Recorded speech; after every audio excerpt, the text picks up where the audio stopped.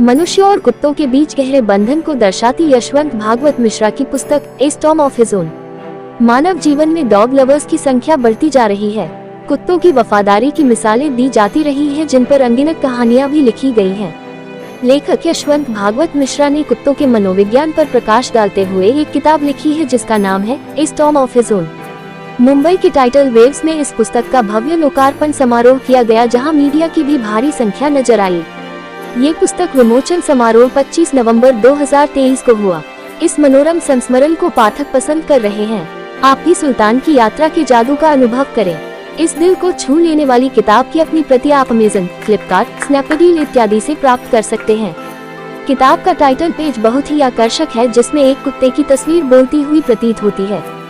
सच्ची घटनाओं पर आधारित यह उपन्यास एक दार्शनिक कुत्ते सुल्तान का संस्मरण है। लेखक यशवंत भागवत मिश्रा का कहना है कि सच्चा प्यार जीवन में बाद में आया, क्योंकि सुल्तान मेरे जीवन में तूफान की तरह खुशियों का बवंडर लेकर आया था। उसके सबसे करीबी साथी के रूप में मैंने उसके एग्रेसिव होने के कारण को समझा, उसके भावों को जाना। सुल्तान ने आते ही हमारे जीवन के अंधेरे क्षणों को जोड़ दिया। हमारे साथ ने प्रेम की एक छत्रछाया बनाई और सुल्तान एक करिश्माई व्यक्तित्व में परिवर्तित हो गया। अपने उग्र स्वभाव और दुखों को सहने के बावजूद उसके मुस्कुराते चेहरे ने आशा की एक चमचमाती किरण जगाई।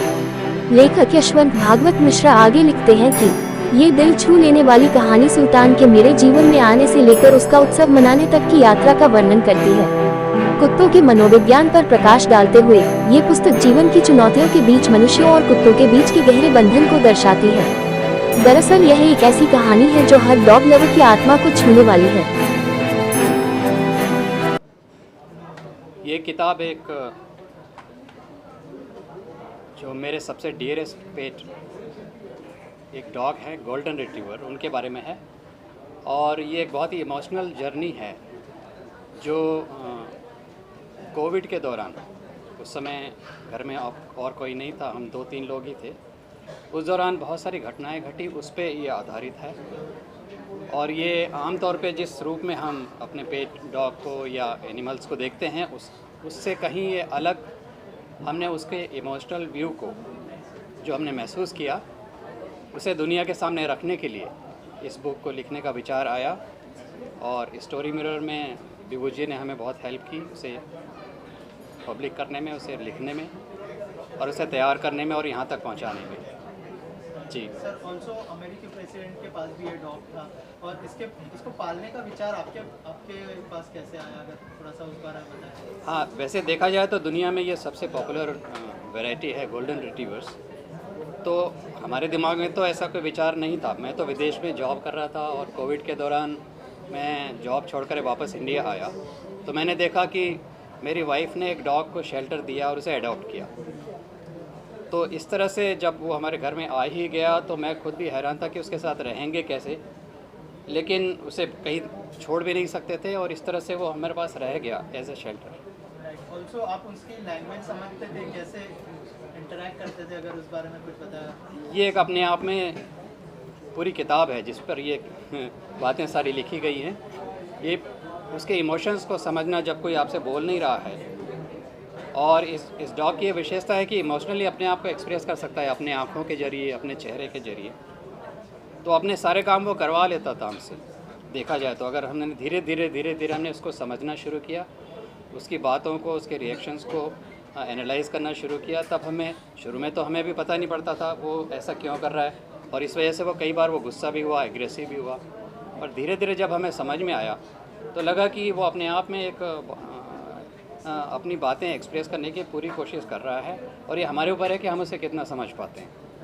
विभू जी, आपसे जानना चाहूँगा क्या थॉट प्रोसेस था जब आपने स्टोरी को, जब सर ने आपको स्टोरी सुनाई और जब आपने फैसला किया कि जो स्टोरी, एक स्टोरी क्या होता है, स्टोरी एक इमोशंस होता है। स्टोरी हर एक ज़िंदगी में एक स्टोरी है, हर एक बंदे के ज़िंदगी में एक स्टोरी है।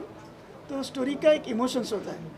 इमोशंस किसी के साथ भी हो सकता है, निर्जीव के साथ हो सकता है, इवन एनिमेटेड ऑब्जेक्ट के साथ हो सकता है, ह्यूमंस के साथ हो सकता है। Now the story about this dog is a very personal story, personal journey, जिसपे आपको ऐसे लगेगा कि मैं इस डॉग से नहीं बात कर रहा हूँ, मैं एक आत्मा से बात कर रहा हूँ।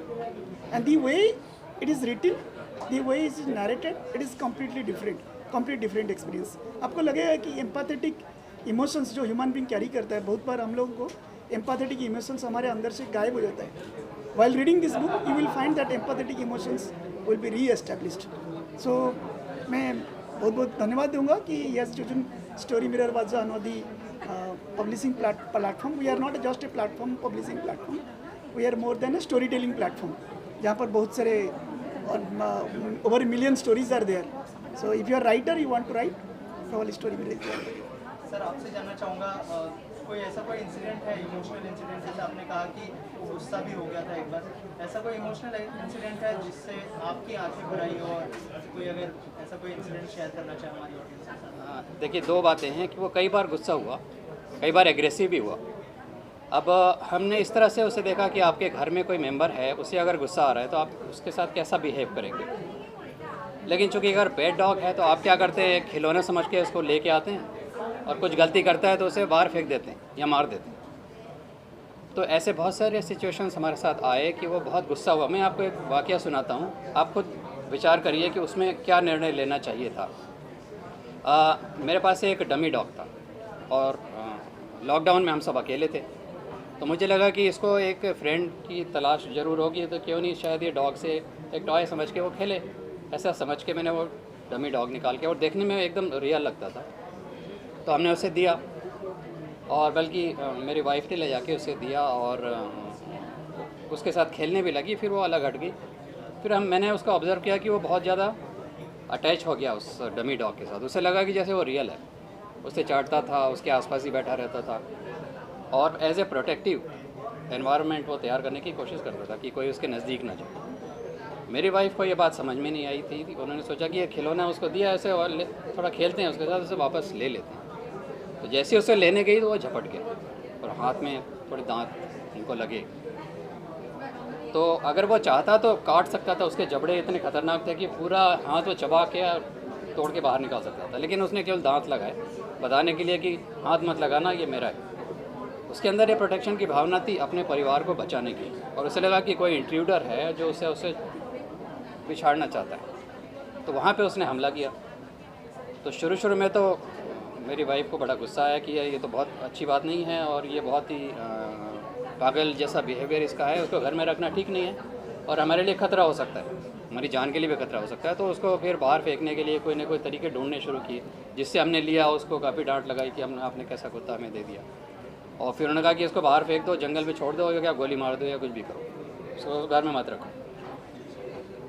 अगर आप उसका चेहरा देखेंगे उसका, तो वो इतना मासूम सा है, उसकी आंखें इतनी मासूम सी हैं कि उसको देखने से ऐसा लगा कि भाई, जब मैंने एनालाइज़ किया तो मुझे लगा कि अगर देखा जाए तो हम उसकी चीज़ को छीन रहे हैं। आपके किसी बच्चे को कोई छीन के लेके जाना चाहे, आप कैसा बिहेव करें, तो ऐसा ही उसके साथ हुआ।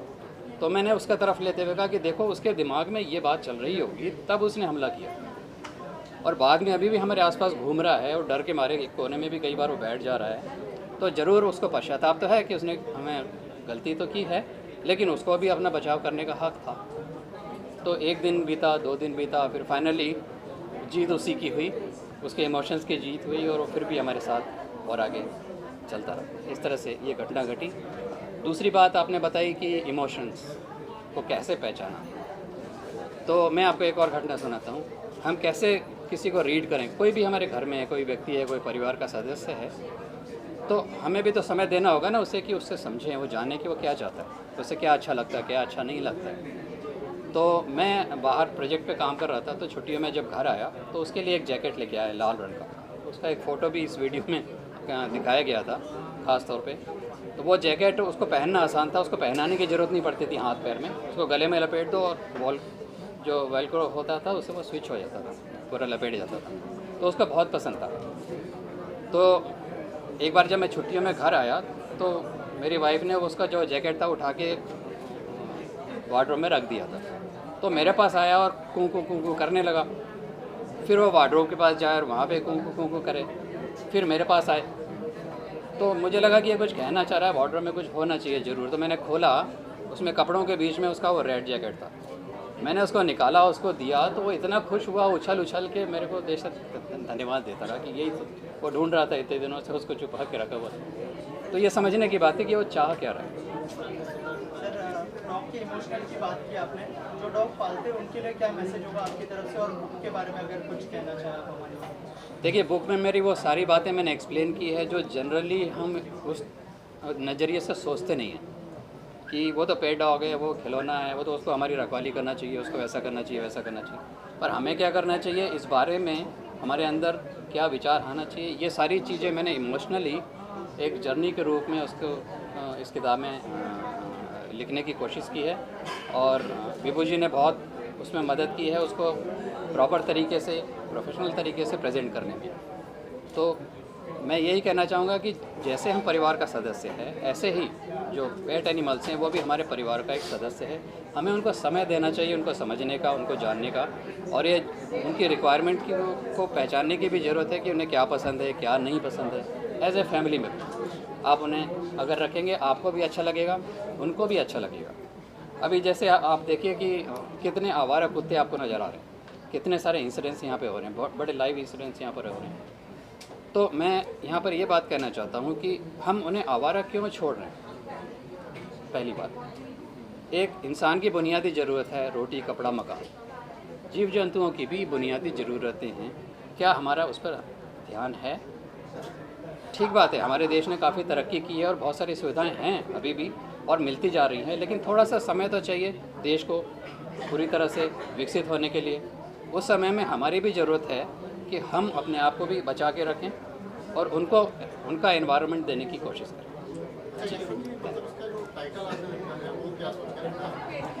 हाँ, जो है स्टॉर्म ऑफ हिज ओन, अपने आप में एक तूफ़ान था। देखो, मुझे कई डॉक्टर्स ने बताया कि गोल्डन रिट्रीवर कभी भी एग्रेसिव नहीं हो सकते, इम्पॉसिबल है, लेकिन वो एग्रेसिव था। तो अपने आप में एक तूफ़ान था कि वो उसके एग्रेसिवनेस के थ्रू वो अपने एक्सप्रेशन को एक्सप्रेस करता था।